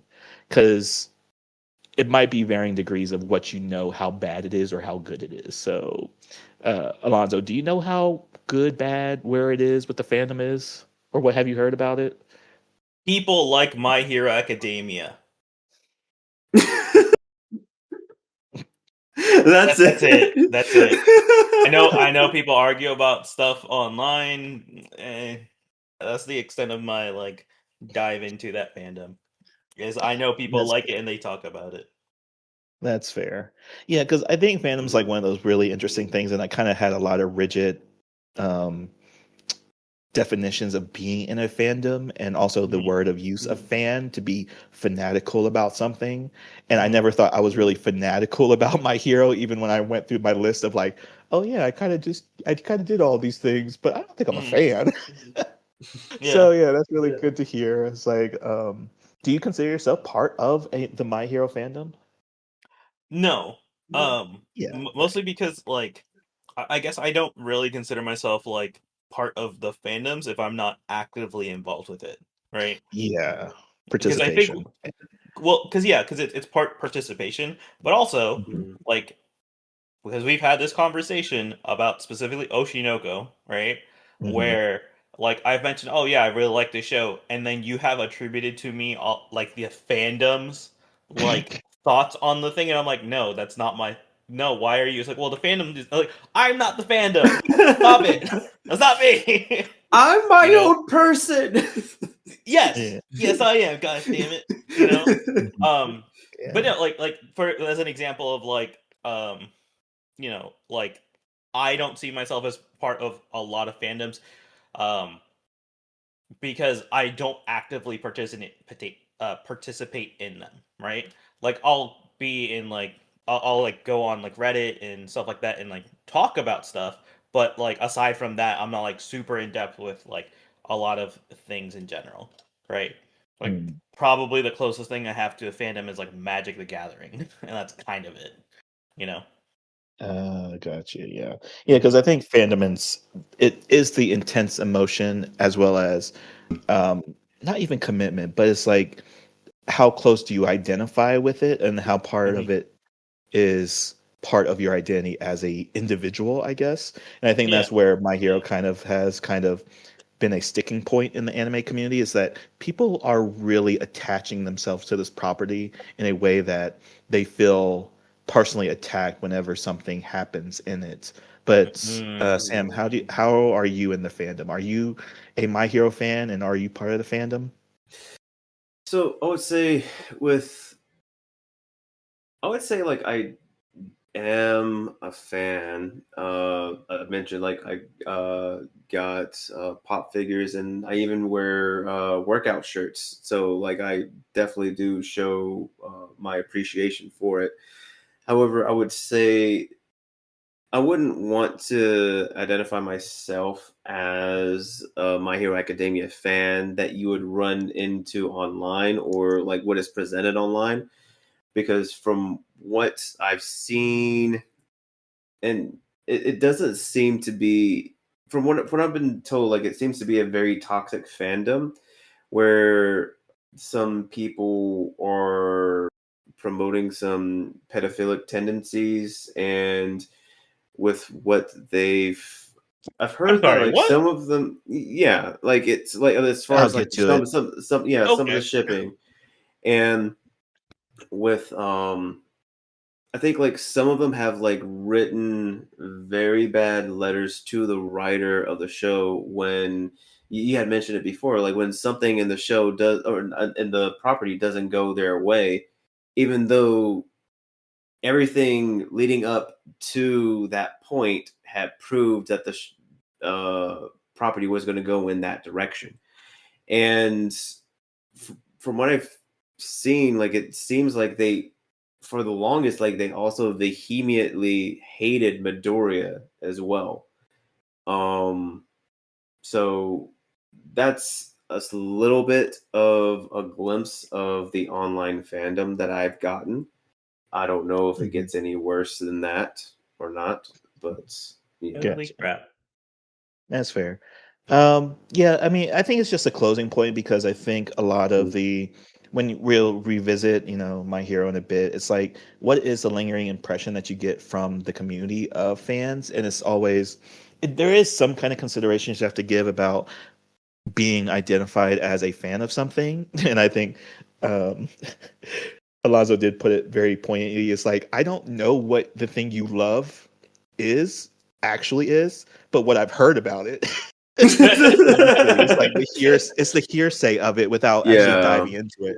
And for yeah. how readily information is online, you don't get the nuanced approach to it. And Mhm. you kind of just get the surface level cream of the crop, and what rises to the top of the My Hero fandom is really garbage. So just to talk about the And this bottom, is like your the most academic opinion. honest. Yeah, right. Yeah, me being a scholar and all. But there is, just to talk about it very briefly, because this is like the most common trend that we are seeing in the anime sphere, is that a lot of fans are just attacking creators. Like they're using social media to either push creators, like even every level of the anime production process. They're like attacking translators or the writers or the publishers or the creators themselves. Like Horikoshi has said in multiple interviews how many death threats he get each year over My Hero fans saying do this or do that. But that's kind of been like a upwards trend recently in anime. So I kind of say like My Hero's in that with other animes. The other thing with My Hero is that there is a convention kind of vibe to My Hero cosplayers, that they're very cringe and they stink even more than what is expected. No, really? um Oh, yeah, I again, it's not like um anything I can first account to, but it is like a lot of cosplayers that I know are like, they have this general impression that My Hero cosplayers stink, as well as the TikToks and Instagram videos that they make are very like, cringe is the word, but it's just like embarrassing or like undignified. It's like putting the characters in like very like um God, I don't want to keep saying cringe because it's not very like knowable what I mean, but cringe. But it's just like situations thing that you would be embarrassed to see someone doing in, yeah. the You real wouldn't want to world. be identified with a fandom that promoted some of those trends that they were doing. Yeah, because Like they're like taking what? like it's like okay, I'm trying to not say anything too crazy, but it's like not the whole ooh woo, but it's like meta commentary. I don't know. It's like 6 7. It's like they're doing actions and they're like doing things in the real world that are like, why are you doing this? It doesn't make sense outside of them doing it. Um, I guess I was not very prepared about this point because I think it's just understood. Because like when you see My Hero cosplayers, you're like, oh God, why are they here? Kind of thing. I I guess guess I that's not really fair. know. So maybe I just write this off. Yeah, I'll just write this off as a nonsensical thing. But I think the stink thing is a actual concern because with a lot of tournament players or cosplayers, hygiene is something that's always seemed to be lacking across the board. But it feels like That's a very lot of true. people say that My Hero characters with their costumes and like furry wear is really like distinct. Mhm. So I would say that's a little bit mid tier with the My Hero fandom. And then at the top, which Sam mentioned, I'm trying to think about how to say this very nicely. Um, okay, let's go with this Pedophiles? direction. Oh. Well, yeah, I know. I was just trying to say what's worse here because Mhm. Mhm. I'm sure you both don't know about the tampon incident. I'm sorry, what? What No, Okay, incident? cool. I do Okay, not. cool. I believe this was in 2022 that a very public or a very heavily followed My Hero account content creator um, wiped a used tampon across a poster of Bakugo, and for some reason, it, okay. I'm sorry. I'm trying to process this now that I'm thinking about this heavily by sharing this to you guys. I'm like, Mhm. oh, this is way more gross than it, like just sounds. But it's like one of those things of like, okay, if you follow an account and it's like, oh yeah, cosplaying and like these are like manga edits and like showing this great like fan art, and then you have a video of that same content creator taking out a used tampon and then wiping it across a poster of an underage kid. It's like, okay. So this is referred to as the tampon incident in the Mhm. fandom, and it's like one of the most egregious things. Like one of the earliest things was like a kid sneaking into a zoo, trying to pretend to be Froppy and mate with the frogs, but Oh God, what? that wasn't Oh. not accredited, but like it wasn't verified. But this Okay. tampon incident is like very much highly publicized, and like people have Mhm. it saved as like videos on their phones, and it's just like it's not going to go away. It's like the thing that the My Hero fandom's known for. And then the That's other weird. thing, sorry if I'm talking too much, but this is so much to talk through. But the other thing is straight bashing, which also became very popular in the My Hero fandom. Of like My Hero fans don't like that Bakugo and Midoriya aren't together as a canon Oh couple. my God. This is the Byler Uh, thing? yes, yeah, Byron? Okay. but Okay. way more intense. And this is kind of what academics kind of attribute to the start of like this trend of heterophobia. Heterophobia. It's Mhm. like, why aren't more Japanese mangakas putting gay couples in their shonen properties? So it's just like I laugh because it's just like the idea of gay bashing is like a turning on the head of um, gay bashing. So it's just very interesting that My Hero is kind of the face of straight bashing in the anime community. So, of those two incidents, are you either familiar with those two? No. No. I'm familiar with like the concept of like people. Uh, so I guess hetero bashing is not what I know it as, but like where people ship two characters who aren't even gay together, which like that's fine. I see no problem with that. Like, if you want to ship them, create your fanfics, by all means, please do. Right? Like that's your prerogative. Awesome. Right? I have a problem with it when they then get mad at the writer for not writing exactly what they want. It's like that's not their story. That's not what they're trying to tell, Yeah. right? Because like that happened literally with Stranger Things and Byler, right? Between what are those little boys' names? What are they Oh, called? they're separate The names. Hellfire? I don't know. Yes, I because never I watched only it. know them by Byler. Yeah, exactly. Wheeler, Mike, Is it Will Mike, and Will and Mike. oh, Thank Mike you. and Will yeah, and Will Mike? and Mike. Mike and Will. Yeah, they're like, oh right, like they're like Will is totally in love with Mike, so therefore, Mike is going to return his feelings, and it's like, well, no, like that was never Mike's story, right? Hmm. Like, if that's what you want to ship, cool, write your fanfic, whatever, right? But that's not the story at hand. Don't get mad about it. Like, move on. Do something with you, create the thing that you want, right? Don't get mad at the author for not having your exact thought about how this should play out. You know, and that seems to be the case of what was happening with the My Hero Academia scene, right? So what I'm gathering is that that you were just shipping characters who the mangaka just was not putting together, right? Yeah. Essentially, yeah, because there's a lot of elements of like parasocial behavior with the My Hero fandom. But yeah, it was like essentially like there's a lot of pairings and shipping wars going on inside the Hmm. fandom, and it's just like, but it kind of took an extra step of like, oh, it should be this, and if it's not this, then I'm entitled to express my opinion to the creators and like say, oh, if you don't do this, then it's a bad series, or if you don't do this, I'll blank kill you, or I'd say kill, but I will blank you you, know, right? Yeah. yeah, blank you, Um, yeah. yeah. Um, I mean, shit. Like we joke about if Kana isn't the one who Aqua ends up with, I'm going to end myself and everyone in this room, right? But I'm not serious about that. That's a joke, And right? that's Like, why we watch our stuff remotely. so that I can only end myself. But in all seriousness, I, that's insanely toxic. That's crazy. But Yeah.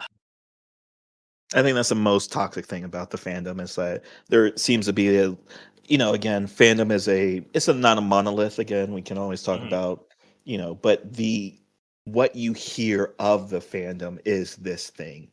And that mhm, kind of is just concerning. It's like, yeah, I'm yeah. not part of the fandom, but I may watch it, but I'm not a part of the fandom. Mhm. And Oh, actually, sorry to Hmm. I guess kind of bring this point to for any League plays out there, right? If mhm. you play League and you tell someone else that you play League, you're like, I swear I'm not an asshole, right? Like you just have to qualify that with that, right? I'm not crazy, I swear. No. No. No, I yeah, for kind of sure. get it. Qualifiers is like the Yeah. asterisk. It's like, Yeah. yeah, this about the series, but and what and then we can get into Sam's point, but the other part of the straight bashing was also this weird dynamic of it's not even on the same level, but also of shipping Aerie, who is I don't know how old she is in Yeah. this No, series, but she's way a underage. child. She's like Yeah, 3 or she's a child 4. in a series about high Yeah. schoolers. Mhm. But yeah, there is a significant amount of content creators. Significant amount. There are very notable content creators that are Airy X other characters Yeah. shippers That's as weird. well. So yeah, I would say like the straight bashing and the shipping of Airy with other characters is also top of the list. But yeah, Sam. So with what I was mentioning, because that's what I had seen interviews where it's like they had, oh, sorry, not interviews, I guess videos of panels where it's like people would go up there uh and the thing is that sort of hurts my heart too, was that the video that I saw, it was this little girl that asked this, like she came up to the panel and she brought up the shipping with Midoriya and Eri, and it's just like, yo, why isn't anybody intervening about this? Because with this person, like was very young, and you saw that she was very susceptible, right? And like this sort of thing, like where she's like propagating this sort of shipping, is like that needs to be addressed by an outside force. And it seems like with what Jay had mentioned earlier before, is that a lot of the people in the fandoms is like they have no, or at least like in the My Hero fandom, they don't really have any guardrails, and no one's really course correcting them. And that's not to say I don't think Horikoshi was doing anything to his fandom to say, hey, it's like you guys need to chill out. But still, you know, it's like you're getting death threats and stuff like that. So you don't know who's real about that and who isn't.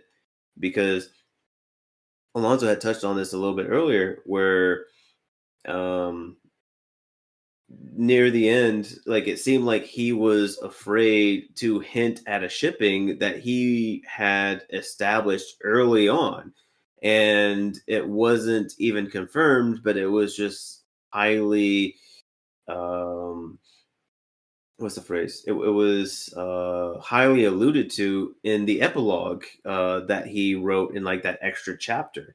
And it's like, okay, cool. Like he finally followed through on what he intended for the story to be. But I know that like he was getting a lot of flack for that particular ship. So it's just very sad to see that people who have an opinion think they're entitled, that their opinion is the right thing, right? And not just being okay with, okay, this is my opinion. I don't really like the way that this is going, you know, and still be okay with what is resolved, right? If you don't like it, then don't support it anymore. That's it. It sort of reminds me of there's an interview with Tai Kubo. I think like uh it was around the time when the Thousand Year Blood War came back, and it was something along the lines of where like somebody was sending him letters or something along those lines, where Hirokoshi, you know, was getting threatened. It's like, oh, you should write this, that, and the third. And his reply was just like chef's kiss. It's like, okay, then go out and make your own manga. Be good, be great, right? You know, it's like if you don't like my work, go out and make it yourself. Like I'm writing my story, go write your own, like that sort of thing. Um, so that's me and my little soapbox. Oh no, it's perfect because I think that's something we're forgetting as anime fans, or at least Mhm. older anime fans, is that there is a new generation of fans that are growing up and absorbing media in a way that we can't really sympathize with. And I think it's just a uh, turn of the tides, not turn of the tides. Maybe that's the right use of that word, but yeah, it's just like there are just new anime fans, and how they are consuming media is just different from how we are Yeah. used to it, and it might be very negatively influenced by social media because everything is like you were saying with that little girl in her interview. It's like there are so many instances of My Hero fans or people that consume the media are just putting out content that is not quote unquote non-toxic Yeah. or acceptable, or again, I'm not trying to ascribe like an adjective to it yet because it's still so early. We're just reaching the 10-year anniversary, and it's like, okay, what is the new standard of consumerism in the anime community? It's like, I don't know. It sounds like an old man's point of view, but it's like there are hard lines, but it's also like, are mangas or anime going to change? Are we seeing a trend up? And even when we were talking about the start of My Hero, like there is really no new big three anime because My Hero premiered when the other big three were dying, but now we have Boruto, we have Thousand Year Blood War arc, and now we have a new One Piece. While old One Piece is still happening. Exactly. So it's just amazing. Like, what is the community and what are like standards? Are we supposed to be standardizing things? But maybe a bigger thing, bigger conversation for another time. But I think that was our episode on My Hero Academia. Any final thoughts before I wrap us up? Ooh, Man, I don't know if I want to finish the series now with all the fandom talk. Dang, I don't want to become a fan. In all seriousness though, like I Yeah. probably will just finish up the series. I've heard good things about the ending.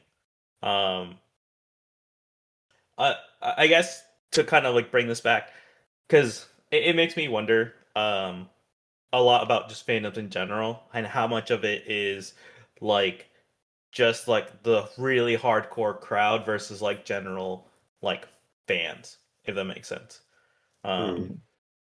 Yeah.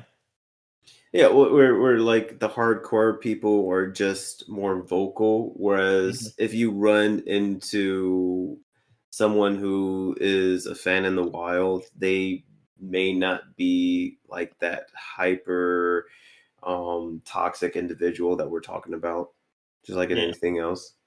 hmm Yeah. And it's funny, like just working in the field of gold perspectives, like from a teaching perspective, like no culture is a monolith, Hmm. but there are cultural customs and traditions. So like things are followed through with rules, and like you can be a weirdo or an outsider in a culture, and it from certain like markers. But it's really hard to say like, yes, I'm a fan of My Hero, and I still feel embarrassed to say that like out loud, because it's like I know what I mean, but why would I say it? Because if I tell you I watch My Hero, or if you say, "Oh, I play ZZZ or hmm Arc Knights or uh, Oh, what's that was another the good actual example?" really good example. Was It's like, easy. yeah, yeah. It's like you Yeah. get like what you're talking about, but it's also Hmm. like it's such a weird introduction to things. Like hmm even though I put My Hero on my favorite anime list of all time, it's like I don't think I'll ever say that out loud other than here or in front of my friends because they know me. But it's not like going to a convention. They're like, "Hey, what's your favorite anime?" "Oh, My Hero Academia." And they're like, "Oh, okay, I'm going to back up slowly away from you." Um, but overall, I think the series works out. Even though I did rewrite the ending, like as just like an exercise, I'm very happy with Horikoshi. His Hmm. art style is very um, admirable because I have the final art book, of course, and whatever he comes up with next. I mean, I don't really count Vigilantes. Oh, actually, Sam, is Vigilantes his work, or is he just No, does he so actually work on it, or does he it just he under his name? he signs off on it. He Essentially, signs off like on it. yeah, like and it's such a good pairing too. Yeah. I need to watch like this latest season that just dropped because I remember like the first season. Oh, Chef's Kiss and Hmm. all the different things that he did in the main My Hero, or that was done in the main My Hero, like they try to do in Vigilantes, and even more so because they with My Hero they try to address a lot of things, but I know like in Vigilantes specifically because the main character is in college and one of his associates is in college. So like I feel like they do a more academic or deep dive in the mentality of like what it means for like society to have heroes and vigilantes. So like if you want to see what that's going to look like, I then would suggest vigilantes a little bit. But Hmm. I feel like a lot of the themes that My Hero does, in regards to like society and helping out your fellow man and your own perspective on what your abilities are, then Vigilantes is a good supplement to that. And I would also say too, like as you go on in the later seasons, um, if you enjoyed the characters in the earlier seasons of My Hero, when they start to expand the world a little bit more and you see a lot of the other pro heroes that's contemporary in the time, oh my goodness, their personalities are great. I mean, it may feel like you're just like lost in a sea of people, but they're all very unique and they all have layers to them. So it's definitely worth a watch, if not for the plot, for the characters that do come up later on in the story, because they have their own big three, which I love, like the callbacks that Horikoshi does, and it's that's it's yeah, the characters are great. No, I get that because I mean, you get some Aizawa's backstory with Mhm. him and his boys, and you get to see some apparently some All Might earlier introductions, and even the villain I think is Overclock, I think is his name, but yeah, you get a very very very interesting villain in the second season. But I think that was our discussion on My Hero Academia 10-year anniversary. So, boys, Mhm. Alonzo, the man in the chair, Sam, the automail engineer, is our next episode, I believe, the best of 2016, 2016. Mentioned someone the list earlier in the episode, but we got plenty to pull from. And I'm very excited to see if Diamond is Breakable is going to be my favorite anime of the year, but very interested to looking at 2016 as a whole. But we've been Mhm. Weebs on the weekend, so thank you guys for joining me.